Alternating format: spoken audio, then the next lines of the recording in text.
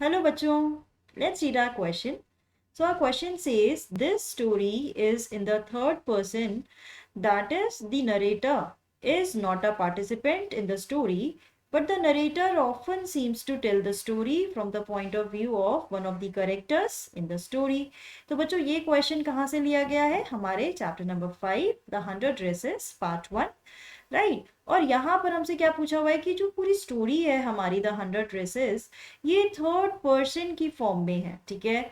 The narrator is not a participant, जो narrator है वो स्टोरी में पार्टिसिपेट नहीं कर रहा, but the narrator often seems to tell the story from the point of view of one of the character in the story. तो यानी कि जो नरेटर है वो तीनों करेक्टर्स यानी कि पेगी, मैडी एंड वोंडा का पॉइंट ऑफ व्यू बताना बीच बीच में शुरू करता है, और वो बता रहा है उनका point of view. For example, look at the italicized word in the sentence. Thank goodness she did not live up on Boggin Heights or have a funny name. Whose thought do the words thank goodness express? अब ये देखिए, thank goodness कौन बोल रहा है? ये narrator बोल रहा है, लेकिन ये किसके थॉट को एक्सप्रेस कर रहा है? Maddy's, right. Who is grateful that although she is poor, she is yet not as poor as Wanda or as different.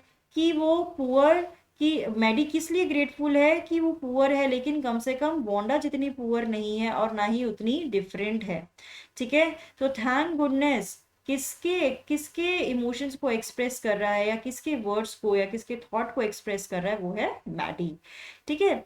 So she does not gate teased and she is thankful about that, तो इसलिए वो बोलती है thank goodness. तो हमारा question क्या है? Here are two other sentences from the story. Can you say whose point of view the italicized words express? अब हमें दो sentences दिए गए हैं स्टोरी में से, हमें उन्हें पढ़ना है, एंड जो italicized word है हमें बताना है वो किसके point of view को बताते हैं। तो चलिए समझते हैं अपना पहला sentence.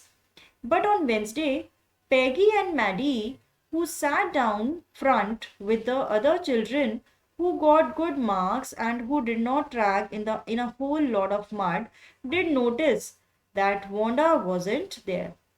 तो देखिए यहाँ पर बच्चे जो इटैलिसाइज्ड वर्ड है वो है आपके पेगी एंड मैडी तक नहीं है, who sat down front with other children who got good marks and who did not track in a whole lot of mud.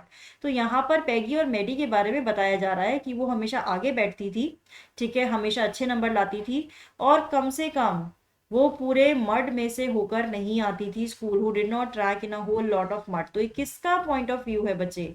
So the italicised word in the sentence express Peggy and Maddie's point of view. तो ये Peggy and Maddie का point of view हमें बता रहा है, ठीक है। अब चलिए समझते हैं अपना दूसरा sentence. Wanda Petronski, most of the children in the room 13 did not have the name like that. They had names easy to say like Thomas, Smith और Ellen, right? तो यहाँ पर हमारा जो आपकी जो बात है इटैलिसाइज्ड वर्ड्स में, most of the children in the room 13 didn't have names like that, they had names easy to say like Thomas, Smith and Allen. ये कौन बोल रहा है, यानी किसका थॉट है? The italicised words in the sentence express the narrator's point of view, ये narrator का पॉइंट ऑफ व्यू है। अब चलिए समझते हैं अपना second part. Can you find other such sentences in the story you can do after you read the second part of the story as well? अब हमें ऐसे ही sentences अपनी स्टोरी में से निकालने हैं। तो चलिए हम दो एग्जाम्पल देते हैं यहाँ पे। पहला एग्जाम्पल, पहला सेंटेंस हम क्या लिख सकते हैं? Goodness, wasn't there anything she could do? If only she could tell Wanda she hadn't meant to hurt her feelings. तो ये किसके इमोशंस को बता रहा है, किसकी थॉट को बता रहा है? हमें आराम से पता लग रहा है, हमारी मैडी की, ठीक है। अब देखिए सेकंड पार्ट क्या है? Peggy was not really cruel, she protected small children from bullies. की जो पेगी है वो इतनी क्रूअल नहीं थी, वो तो छोटे बच्चों को बचाती भी थी। तो ये ऐसे दो सेंटेंसेस हैं जो हमें चैप्टर में से ढूंढ सकते हैं, जो इटैलिसाइज्ड हैं और नैरेटर हमारे करेक्टर्स के पॉइंट ऑफ व्यू को बता रहे हैं। तो बच्चों, I hope you have understood the answer. All the best.